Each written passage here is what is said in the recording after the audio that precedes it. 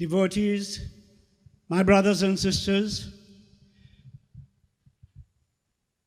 first of all, I want to say that every time I set foot in this park, fond memories return to me. I recall that it was either the late 1980s or early 1990s. Many of you were not born then. I was leader of the opposition. And I had moved a motion in Parliament that the Bennett Farm, this was known as the Bennett Farm, and that the Bennett Farm be acquired for the purpose of having a park. And the guy on the hill there, he used to live there named Brush, Mr. Brush. Now that motion was passed in Parliament, and it remained there for 10 years until I became Prime Minister. When I became Prime Minister, we moved a motion to acquire these lands, and we acquired them. And today we have a park in Palmiste. And that is why my heart swells and I feel such enormous joy when I come to the park here.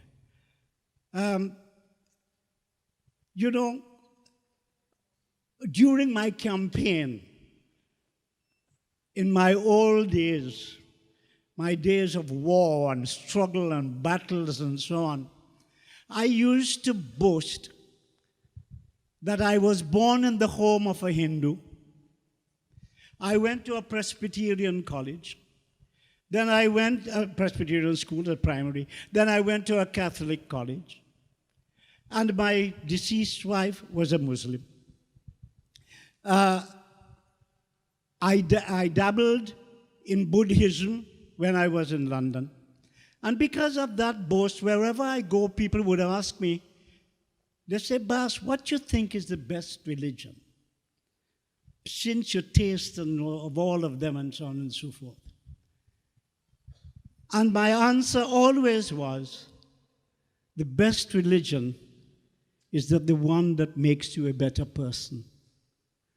If your religion cannot make you a better person, of what use it is?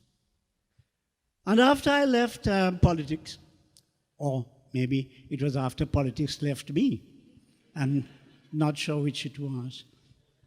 But after I left politics and I gave up my fighting battle, you remember, a lot of you would remember I said, politics has its own morality. Politics is a civilized substitute for war. Only instead of using bullets, we use ballots. I sitting on this side and the other fellows, them sitting on that side, they want to get rid of me and I want to get rid of them. And so it's war. It has its own morality. But then, of course, those were the old days. And when I left politics, or politics left me, I began to look at other things. And I began to ask, what is the purpose of my life? I'm sure of only two things. I was born and I will die. Those two things I'm absolutely sure about. What is the meaning of the in-between, the time that goes between? What is the purpose of it? Why am I living? What am I doing here? And I began to, again, read a lot of philosophy and delve in a lot of religions, religious books and so on and so forth. And I recall the Hindus saying that unhappiness is the result, always the result of unfulfilled desire. So that if you do not wish to be unhappy, you should cultivate a system in which you could control your desires. But it also went on to say that the fact that you have conquered unhappiness does not necessarily mean that you are happy. You are not unhappy, but you are not happy. You don't have to, you could be without unhappiness and still not be happy. So that I began to look at why should one live? And I came to the conclusion after much thinking and so on, that the only purpose in life is to be happy. Life has no other purpose. I know I'm born, I know I die, and the purpose of the in-between is to be happy. And therefore I began to find out, all right, how do I become happy?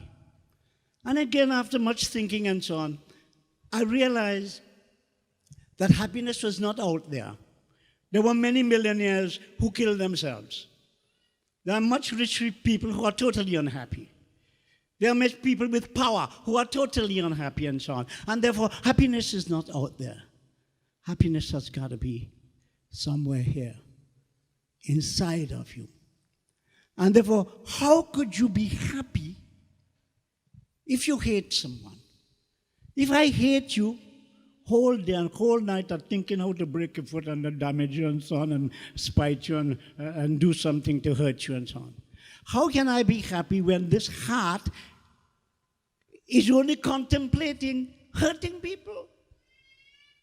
How can I be happy if I look at you and see that you have wealth and so on and say, I wish I had it. I wish I could have it. And whole day I know now only thinking how I could get what you have. How can I be happy if I am greedy? How can I be happy? And so I realized that happiness was not out there, but it is in here.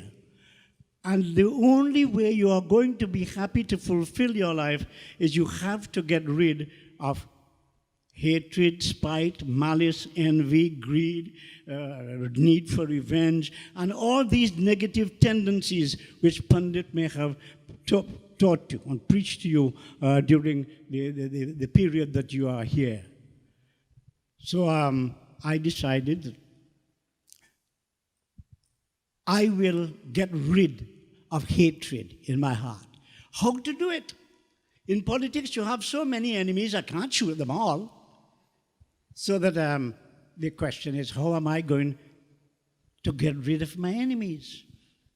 And after thinking a lot, I thought there was only one way to do that. And that is to conceptually, in my mind, convert all my enemies into friends. And if I converted my enemies into friends, I no longer had any hatred in my heart, and therefore I could be happy. And I went about doing that and thinking of all my people who were my political opponents and all kind of things, or whatever they did me and so on, who were my enemies, and I was able to make them into friends until I reached one fella.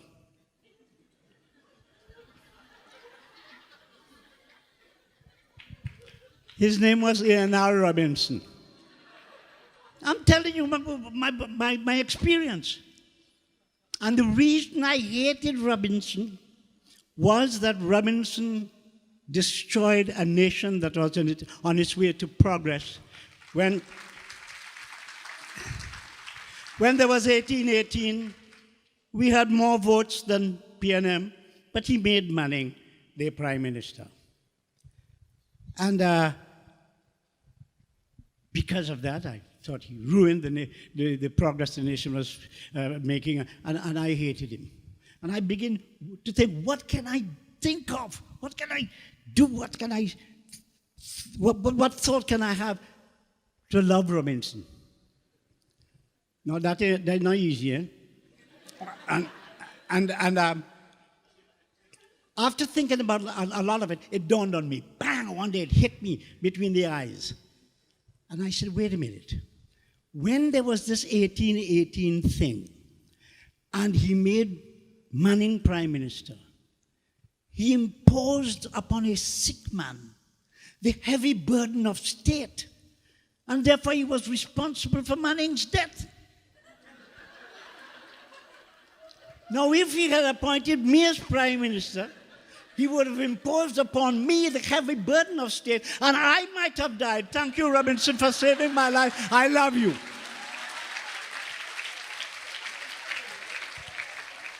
And so one by one, I got rid of all my enemies